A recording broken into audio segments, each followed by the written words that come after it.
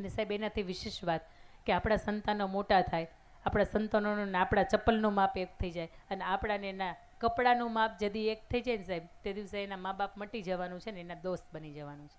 તારી કોલેજ કેવી રહી, તારી સ્કૂલ કેવી રહી, તારા શિક્ષકો શું કરે છે, અને કાંઈ કામ ન હોય ને તો વર્ષની અંદર પેરેન્ટ્સ મિટિંગમાં સાહેબ તમે નથી જતા. મને ખબર છે, હું સ્કૂલ લઈને બેઠી છું, મારે 350 છોકરાઓ છે. પેરેન્ટ્સ મિટિંગની અંદર તમે ક્યારેય નથી જતા અને પછી વર્ષના અંતે તમે ફરિયાદ કરો કે મારા દીકરાને તમે કાંઈ શીખવાડતા નથી.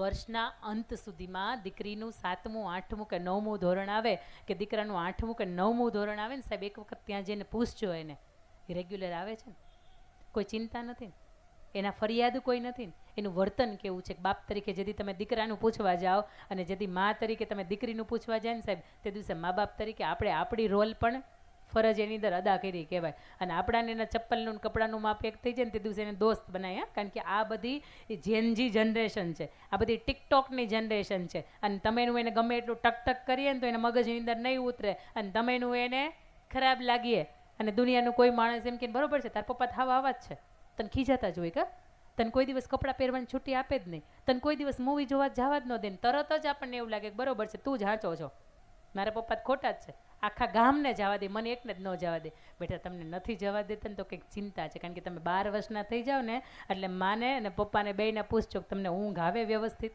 ઊંઘ ઉડી જાય. કારણ કે જેમ જેમ તમે યુવાનીના ઉંમરે આવો, જેમ જેમ તમારા શરીરમાં પરિવર્તન થાય એમ એમ એની ઊંઘ છે ને એ ઉડતી જાય. અને બાને ખાસ કરીને આ માતના માધ્યમથી મારે તમને વિનંતી છે કે આપણી દીકરી આવડી હતી ને તેદુને આપણે એને જમાડતા શીખ્યા છીએ. મોટી થાય એના વાણીના, એના વર્તનમાં, એના દેખાવાની અંદર, એના પહેરવેશની અંદર, એની બોલીચાલીની અંદર, આ બધાની અંદર પરિવર્તન આવે ને તો એક વખત એની માને કહેજો તું જો થોડોક સમય બદલાયો છે. મને એવું લાગે છે કે ગઈકાલે દીકરી છે ને એ આવી રીતે બોલતી હતી, આજે કેમ આવી રીતે બોલે છે. અને જે દિવસે તમે તમારા સંતાનોને સમજાવતા હોય ને એ અકળાય ને તે દિવસે બરાબર ધ્યાન આપજો કે આ અકળાણા કેમ, એને નથી કેમ ગમતું, સાચું છે છતાંય કેમ નથી ગમતું. બાગબાન મૂવીની અંદર તમે જોયું હશે, બાગબાન તો લગભગ અહીંયા જોયું જ હશે. હું મૂવી એટલા માટે જો કે એમાંથી સારી વાત મને ક્યાં મળે. એની અંદર એની માં છે ને એ કિટ્ટી પાર્ટીની અંદર વ્યસ્ત છે, એને ખબર નથી કે કોલેજની અંદર આવતી અડધી રાતે મૂકવા મારી દીકરીને કોણ આવે છે. પણ ઓલા બા હોય ને હેમા માલિની બેન જાગતા હોય ને જોયા કરે કે હા ઓલો છોકરો છે ને એ તને કંઈક છંછેડતો હતો, અને તે દિવસે બા તરીકે એનો સામનો કરવા માટે જાય છે. એટલે ખાસ કરીને આ સંતાનો કેવી રીતે ચાલે, કેવી રીતે બેસે, કેવી રીતે ઊભા થાય, અને ખાસ કરીને જેના લગ્ન નથી થયા એ દીકરી ક્યાં જાય છે, શું જાય છે, આની જવાબદારી રાખવાની મા બાપ તરીકે આપણી જરૂરિયાત છે. બાકી આ પંચ તો બેઠું જ છે, આ ટીમ આખી બેઠી જ છે, તમારી મદદરૂપ થવા માટે જ બેઠી છે. પરંતુ એ ઘટના બની જાય સાહેબ અમારા મહેસાણાની, હું એટલા માટે કહું છું કે લાલજીભાઈને જ્યારે પણ મળવાનું થાય ને ત્યારે એમ કે બેન અમે માત્ર પાટીદાર સમાજની જ નહીં, કોઈ પણ સમાજની દીકરી ઘર છોડીને આંગણાની ઘરની બહાર જાય એટલે એને પાછી લાવવા માટે કદાચ અમે અમારા જાન ઉપર ખેલવું પડે ને તો એમ ખેલી જાય, પણ એ દીકરીને અમે ગમે એમ કરીને પાછી લઈ આવે. અને એ દીકરી લગ્ન કરી લે, આ પહેલાં છે ને આ ઉમરું હતું ને ઘરનું, આ ઉમરું આવે ને આવી રીતે ઉમરું, તો આમ તમે ઘરની બહાર આમ જાઓ ને તો તમને ઠેસ વાગે, એટલા માટે કે ઉમરું તમને પૂછતું ક્યાં જાશ, જ્યાં જાશ એ બરોબર જ છે ને, ઠેકાણું જ બરોબર છે ને, અને ત્યાં જાશ ત્યાં ઘરને બધાને ખબર છે કે નહીં. આજે આ ઉમરું સિસ્ટમ નીકળી ગઈ એટલે કોઈ પૂછવાવાળું છે ને તો આપણને ગમતું નથી. પણ ભાગવદ્ ગીતા આખી એવું કે તમે કોના છો, તમે કોણ છો અને તમે ક્યાં જાઓ છો, જે જગ્યા ઉપર જાઓ છો એ જગ્યા બરોબર છે કે નહીં. આખી ભગવદ્ ગીતા ન વાંચો ને તો કાંઈ નહીં, પણ આ 3 વાત તમને ધ્યાનમાં આવે ને તો આખી ભાગવદ્ ગીતા વાંચ્યા બરોબર છે. આપણા સંતાનો જ્યારે ઘરની બહાર જાય છે ને ઘરની અંદર આવે છે ને એટલે એના ચહેરાની અંદર તમને ફેરફાર દેખાય છે. તમે ભલે CID ક્રાઇમ ઇન્ટેલિજન્સ બ્યુરોના ઇન્સ્પેક્ટર ન હોય, પણ આપણા સંતાનોના જેમ ગર્ભની અંદર હોય ને હલનચલન કરે ને તમને ખબર પડી જાય ને તો એ બહાર આવ્યા પછી હલનચલન કરે ને તો એમાંય તમને ખબર પડે. દુનિયાની અંદર ઘણા બધા એવા છે કે મનાવવા માટે, સમાધાન કરવા માટે જાય, દીકરીઓ એવું કે પાછું ગમે એ થાય નથી જવું, અને પાઘડી લાજ અહીંયા એ શર્ષક છે ને એ સાર્થક થાય છે. એના બાપુના માથા ઉપર પાઘડી હોય, કોઈની સામે ઝૂકી નથી, હા આમ 56ની છાતીએ રહીને એને કામ કર્યું છે. અને તે દિવસે દીકરીને એવું કે બેટા તને પાઘડી હું આપું છું, પાછી આવી જાય. અને તેથી એમ દીકરી એમ કે હું તમને ઓળખતી નથી સાહેબ. તો મને એમ થાય કે આની કરતાં તમે પથ્થરનો તરીકે જન્મ લીધો હોત ને સારું હતું, શ્રીફળ વધેરવામાં કામ લાગત.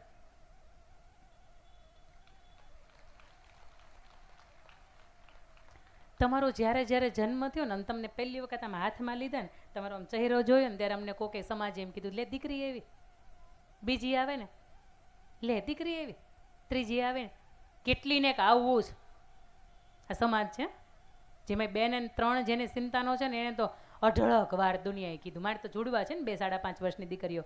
આ સમાજ મને એમ કે, હે બેન તમને એમ નથી કે એક દીકરાને જન્મ આપીએ, પણ એ 2ના રાજમાં હું કેટલી રાજી છું એક વખત મને પૂછો જ ખરા. મને જરી કે એવું નથી કે મારા સંતાનમાં દીકરો નથી, કારણ કે ઈશ્વરે શ્રેષ્ઠ સંતાન આપ્યું છે ને સાહેબ, એની અંદર રાજીપો હોય. એ બીજા સંતાન સ્વરૂપે દીકરી આવે દીકરો આવે કાંઈ ફેર નથી પડતો. બા ખાસ કરીને આપને હું કહું છું, જેથી કિડની ફેલ થઈ ગઈ હોય, જેથી આ ગોઠણની ઢાંકણી ખરી ગઈ હોય, જેથી કમરનું ઓપરેશન કરાવ્યું હોય, આ મોતિયાનું ઓપરેશન કરાવ્યું હોય ને, તેથી દીકરો એમ નથી કહેતો કે હાલો બા તમને હું દોરીને લઈ જાઉં. તેથી આ ઘરની આંગણે છે ને દીકરી એમ કહે છે કે બા મારો જન્મ થયો હતો ને તેથી ભલે તમે મારી યાર મોઢું વાંકું કર્યું, પણ અત્યારે તમારો ખાટલામાં પડ્યા છો ને, આવો તમને હું ઊભા થઈને લઈ જાઉં. કારણ કે હરિવંશપુર આ વાત નીકળી છે ને, એટલે મારે તમને કહેવું છે, હરિવંશ પુરાણની અંદર આ વાતનો ઉલ્લેખ છે. ભગવાન શ્રી કૃષ્ણના બહેન સુભદ્રાનો જન્મ થયો ને, ત્યારે દેવર્ષિ નારદે નારાયણને પૂછ્યું, ભગવાન કેવા મા બાપ હોય એના ઘરે તમે દીકરીનો જન્મ આપો, કેવું ઘર હોય કે એની અંદર દીકરીનો જન્મ થાય. અને ત્યારે ખુદ નારાયણ આ વાતને બોલે છે કે જે હું માહિતી મારે તમને કહેવી છે. દીકરીનો ઘરે જન્મ કેવા ઘર હોય તો થાય. અને તેથી નારાયણ એવું કહે છે કે જે પરિવાર કે જે મા બાપ કે જે દંપતી સતત 3 વર્ષ સુધી કોઈ પણ એક ભગવાનની સેવા કરે, ભગવાનને ઉઠાડવાના, જમાડવાના, એનો થાળ ધરાવવાનો, એના વાઘા બદલાવાના, એને નવડાવવાના, સતત 3 વર્ષ સુધી એક પણ દિવસ પાડવાનો નથી. 3 વર્ષ સુધી કોઈ પણ એક ભગવાનની તમે સેવા કરો, 111 જેટલા વૃક્ષ વાવો, 1111 જેટલા બ્રાહ્મણોને એક સાથે બેસાડીને જમાડો, 11,000 જેટલા તમે યજ્ઞો કરો, 1 લાખ ગાયનું દાન આપો, અને કુળદેવીની કૃપા થાય. આ બધું ભેગું થાય ને તો ઘરની અંદર એક દીકરીનો જન્મ થાય. એટલે 2 હોય ને 3 હોય ને તો સમજો ઈશ્વરના ચોપડાની અંદર આપણે કેટલા સૌભાગ્યશાળી છીએ.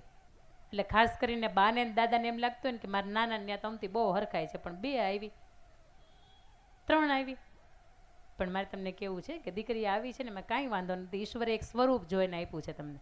પણ એ દીકરીઓને જે દિવસે અમે હાથમાં લીધી હોય ને ત્યારે એને સપના જોયા હોય કે મારી દીકરી મોટી થાય ને ત્યારે આ બનાવીશ, એને ક્રિકેટર બનાવીશ, એને સિંગર બનાવીશ. સમજો આ કિસ્સો સમજવા જેવો છે. સમાજ જે કે કહેવા દો ને ભાઈ, હું અડધી રાતે તું તારે કાંઈ વાંધો નહીં સ્ટેજ પ્રોગ્રામ કરતી હશે ને હું બેહાય બાજુમાં. કેટલાય મારા એવા કાર્યક્રમો છે કે જેની અંદર મારા પપ્પાએ આવે છે ને મારા પતિદેવે આવે છે. રાતના 2 વાગે ને અમને તો ભાગવત ગીતામાં કલ્પેશભાઈ કચ્છ બાજુના કાર્યક્રમો હોય, અમારે ભાગવત ગીતાની ઉપર રાત્રે 1-1.5 વાગે બોલવાનું હોય, કારણ કે આખી રાતના એ કાર્યક્રમો હોય. તો એની અંદર એકલું જવામાં હજી અમને એમ થાય છે કે નહીં, પરિવારને સાથે લઈને જઈએ, એટલે સાથે પતિ હોય કે પિતા હોય બેઠા હોય, કંઈ વાંધો નહીં. મારી દીકરીને એક સ્ટેજ મળે છે, એનું આર્થિક રીતે એનો બેકગ્રાઉન્ડ મજબૂત થાય છે, એને સમાજની અંદર એક લોક હૃદયની અંદર એક સ્થાન મળે છે, તો કંઈ વાંધો નહીં. સમાજ ભલે મને એમ કે દીકરીનું ધ્યાન રખાય, હો એને કલાકાર ન બનાવાય, એને રાતની એકલી ન જવા દેવાય, પણ બાપ તરીકે મને ભરોસો છે. અને મારું સંતાની પાછું મને એવું કહેતું હોય કે મમ્મી પપ્પા તમે ચિંતા નહીં કરતા, હો હું આવી જ જઈશ, હમણાં જ આવી જઈશ, પાછી હમણાં જ આવી જઈશ. પછી 21 વર્ષની ઉંમર થાય અને કોઈકની યાર પ્રેમ થઈ જાય, પાત્રની યારે પાત્રતા હોય ને તો ખપે, પણ સામે પાત્રની યારે પાત્રતા ન હોય ને તકલીફ સાલી ત્યાં થાય છે. સમાજ એક હોય, પરંપરા એક હોય, જ્ઞાતિ એક હોય, રિવાજ એક હોય, અને પ્રેમ થાય ને તો આ 5 વડવાઓ બેઠા ને એને એમ થાય બરોબર છે, બાપાને સમજાવીએ કે એનું ભાગ્ય લખ્યું હશે. જવા દો ને, પ્રેમ લગ્નનો મારો ક્યારેય વિરોધ નથી, ગમતા પાત્રની સાથે જિંદગી જીવવામાં ક્યારેય ના નથી. પણ આ બાજુ હું ગાતી હોય મસ્ત મજાનું, આ બાજુ ઢીંટક ઢીંટક ઢીંટક ઢીંટક તબલા વગાડતા હોય, સમજો.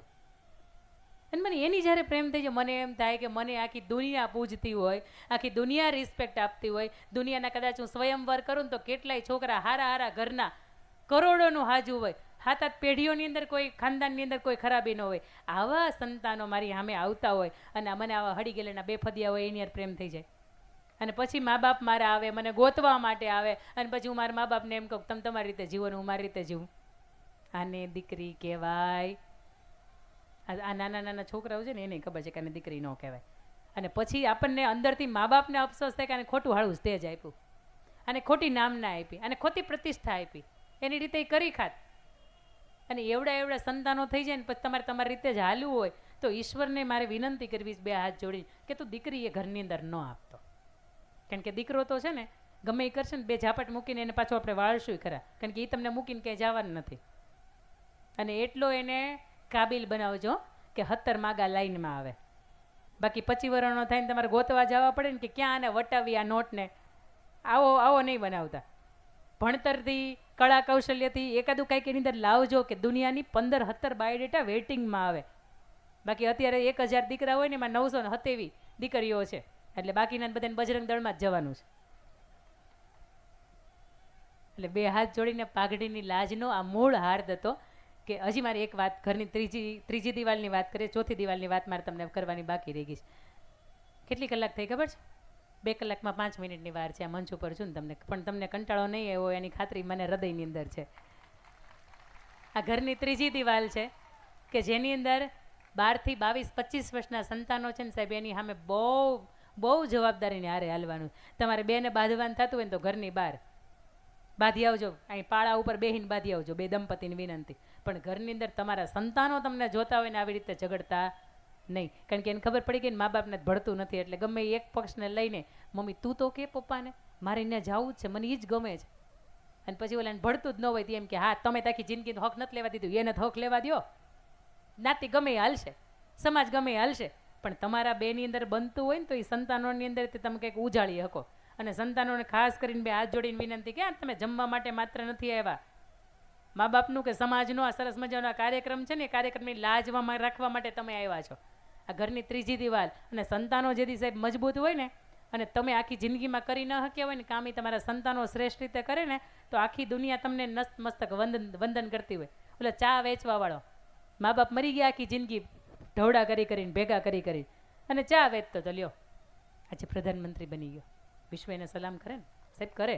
રાજકારણની ભાષામાં મારે કોઈ અહીંયાથી વાત નથી કરવી, પણ આ એટલું ચોક્કસ છે કે સંતાનો જે દિવસે આગવી એક ઓળખ ઊભી કરે, સંતાનો જેથી મા બાપના નામ, હાથ પેઢીના નામ એના કોણ છે, એ ક્યાંના છે, આજ તમે સર્ચ કરો, એનું વતન ક્યાં હતું, એના માતા પિતા કોણ હતા, એનો ઉછેર ક્યાં થયો, ક્યાં ભણ્યા. તમને કોઈ વ્યક્તિ સ્કીપ કરે એવી રીતે નહીં, તમને કોઈ વ્યક્તિ સર્ચ કરે ને આવી રીતે જીવાય.